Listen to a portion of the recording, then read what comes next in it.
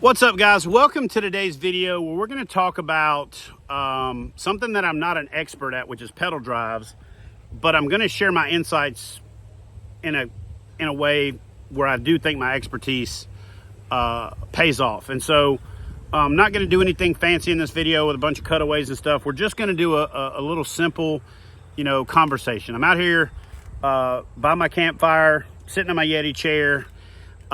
It's been hot, fishing's been tough. We've caught a bunch of fish, but it just hasn't been the best for content creation.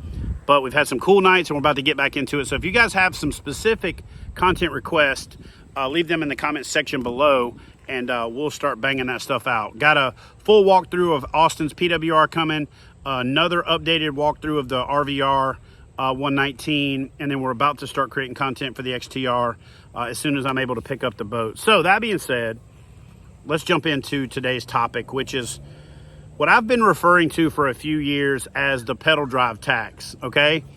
And it's going to sound somewhat derogatory like taxes are, because it kind of is.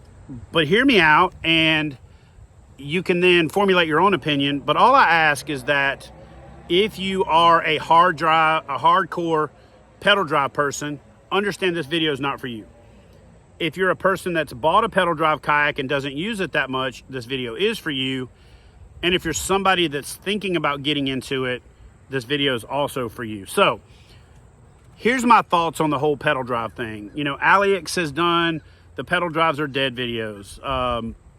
Jay from Bearded Dad has done the our pedal drives dead video.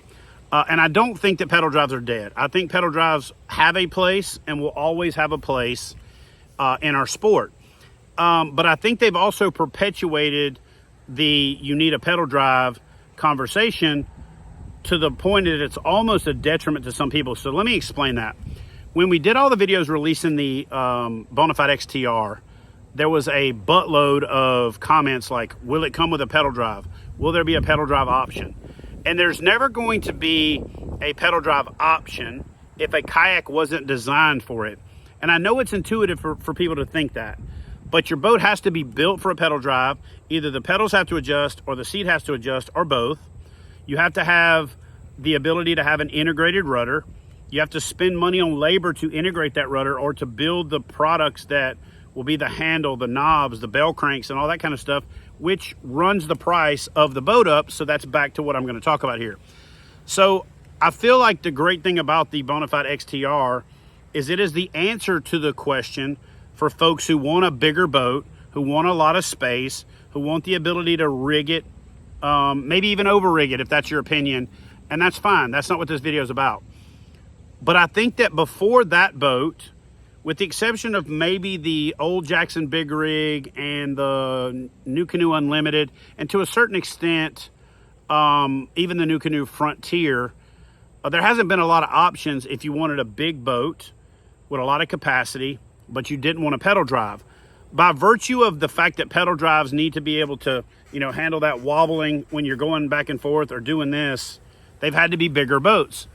And so for bigger dudes that are looking for a bigger boat, or for people that are just looking for more space, they've had to buy the pedal drive kayak in order to get the boat that they want.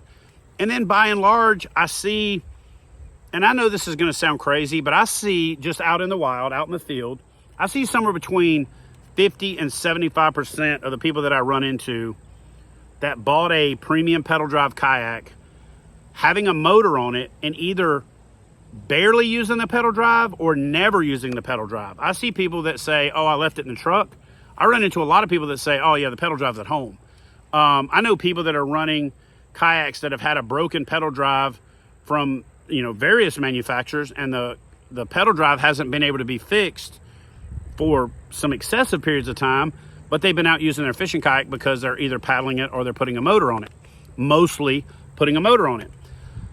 So here's the concept that I want to pose to you, and here's how I think that we can get a better idea of what the market truly wants.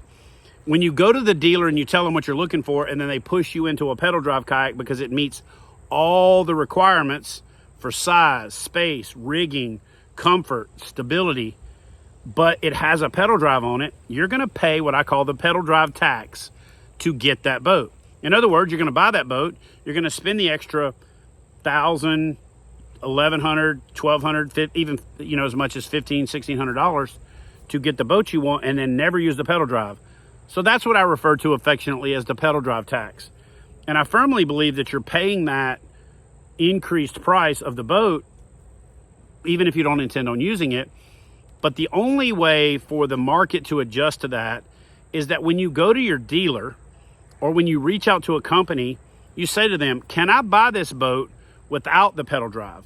And the more they hear that, the more they're going to be able to truly gauge how many people are buying this boat because they want that boat and they want the pedal drive, or how many people are buying the boat because they want to buy the boat and they're buying the pedal drive to get the boat and paying that pedal drive tax. So as you go to your dealers and as you have your conversation, you know, have a real dialogue with them about why you want that boat. Is it because you really want to paddle? Or pedal? Is it because somebody else told you that the pedal drive's better? Or is it because that boat met all of the other criteria that you wanted and you just had to buy it, and you had to buy it with the pedal drive to get those extra features? So it's going to be interesting to see how, say, the BONAFIDE XTR plays out against, say, like the native Titan X or the Hobie Pro Angler, or, you know, some of these other boats that are in that big boat category, for anglers that are saying, maybe I don't want to pay the pedal drive tax. I want a bigger boat, but I want to put a bow mount on it. I want to put a stern mount on it, potentially want to put both on it.